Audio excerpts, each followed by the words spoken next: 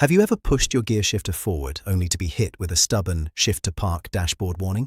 You might jiggle the handle, but the car absolutely refuses to turn off the ignition. If you are dealing with this frustrating warning right now, stick around until the end of this video because I will break down exactly what the repair should cost you. This is a highly stressful problem that usually catches drivers off guard right as they arrive at their destination. You clearly put the car in park, but the electronics stay wide awake. A lot of owners immediately assume their transmission is failing. Others worry that their shift cable has snapped or stretched out of alignment.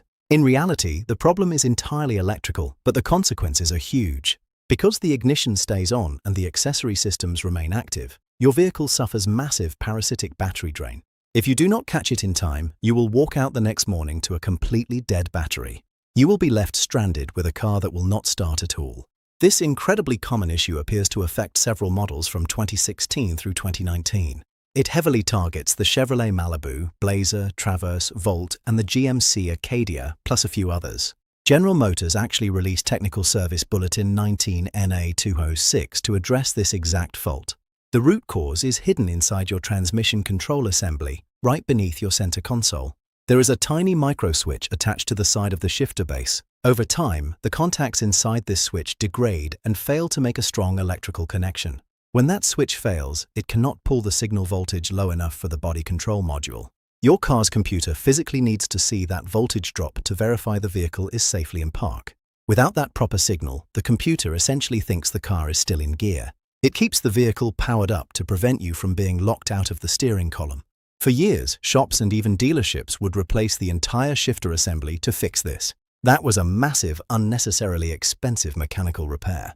But the official bulletin now includes a critical warning to technicians. They are instructed not to replace the whole shifter unit as GM has developed a much cheaper targeted fix. The correct repair requires the technician to remove the center console trim and access the shifter base. They will unclip and completely remove that faulty microswitch. They will snap a brand new, updated microswitch right into the original housing. But the most important step is installing a specially designed inline jumper wire harness. This new jumper harness plugs in between the new switch and the main wiring harness. It permanently corrects the voltage signals sent to your car's computer. Because this no longer requires replacing a heavy mechanical shifter assembly, the parts cost is relatively low.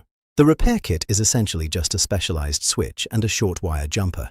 If you take this to an independent shop, assuming a standard labor rate around $95 an hour, expect the total repair to run roughly $150 to $200 for parts and labor. If you prefer taking it to a dealership, where labor rates hover around $145 an hour, you should expect a rough 2026 estimate closer to $250 to $300 out the door. Do not let a shop quote you for a full shifter replacement if you are out of warranty. Ask them to perform the targeted micro switch and jumper harness repair mentioned in the official bulletin.